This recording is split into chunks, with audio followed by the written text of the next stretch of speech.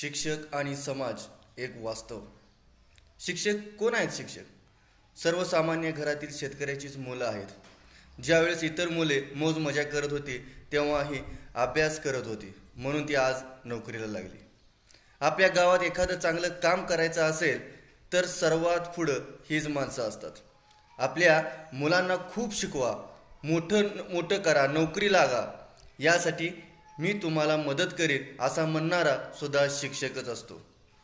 जरी नोकरीला दूर असला तरी आपल्या गावाकडे काय चाललं आहे, पाऊस पाणी आहे की नाही हे विचारणारा सुद्धा एक शिक्षकच असतो.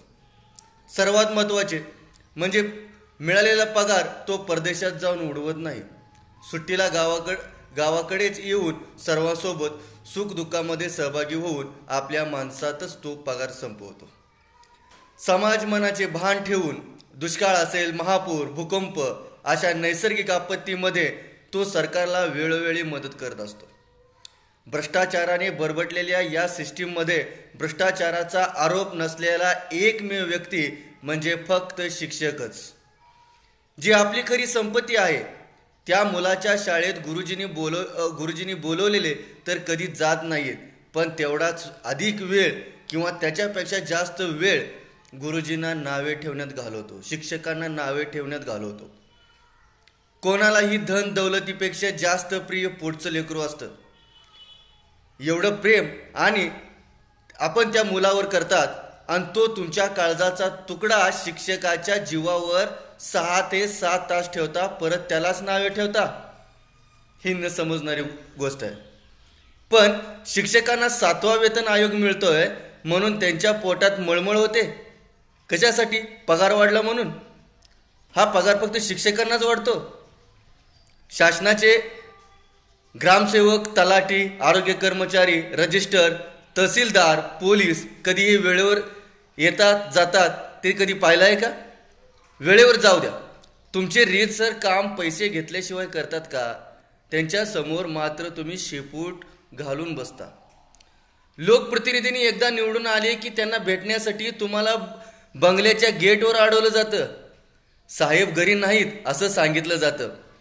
जेव्हा प्रत्यक्ष बाहेर येताना दिसल्यास तर भिकाऱ्यासारखं मागं पळावं लागतं. गावातील तलाठी, ग्रामसेवक, आरोग्यसेवक यांच्या कामाचा कधी तुम्ही विचार करत नाही. ते कधी येतात, कधी जातात, त्याची कारणं काय आहेत हे एवढं विचारायची हिंमत तुमच्यात नाही. उलट त्यांची पिशवी घेऊन भिकाऱ्यासारखं त्यांच्या मागे पुढे तुम्ही चालता.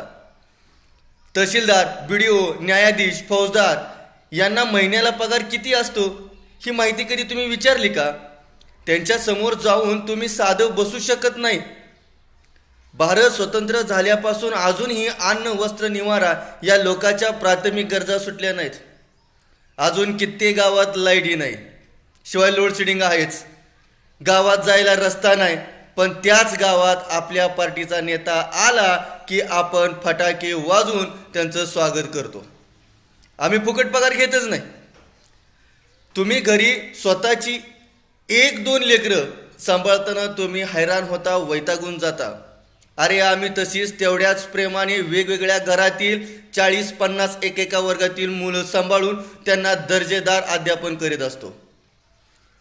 मग ज्यांच्या त्यांच्या बौद्धिक आणि आर्थिक कृतीप्रमाणे एखाद्या वर्गातील मुलगा मोठा अधिकारी होतो, कोण राजकारणी होतो, शेतकरी होतो किंवा कामगार होईल, पण तो नक्की होतो. ज्या मुलांसाठी आपण आयुष्यभर राबत असतो त्या मुलासाठी कधीतरी त्यांच्या शाळेत आपण जातो का? मुलाला शाळेत काय येतं हे पाहिलं का? पानटपरीवरती 2-4 तास अगदी भिकाऱ्या मित्रासोबत वेळ घालवण्यात आपण बिंदास असतो, वेळ घालवत असतो. पण शाळेत जायला आपल्याला वेळ नसतो. आपल्या मुलाचा शिक्षक समोरून चालला तर आपली छाती गर्वानं फुगली पाहिजे. ही व्यक्ती माझ्या कुटुंबाचाच भाग नसताना सुद्धा माझ्या मुलाला जगातल्या ज्ञानाचे दर्शन घडवणारी हीच ती व्यक्ती. याच व्यक्तीमुळं माझ्या मुलाचा सर्व बाजूनी विकास साधला जाणार आहे, ही भावना आपल्या मनामध्ये जपली पाहिजे. तरी काही शिक्षक चुकीचे असतील, पण त्यांनाच समोर करून सर्वांना बदनाम करू नका. फुलात सुद्धा किडे असतात. म्हणून काय सगळीच फुलेच वाईट नसतात. जय हिंद, जय कर्म.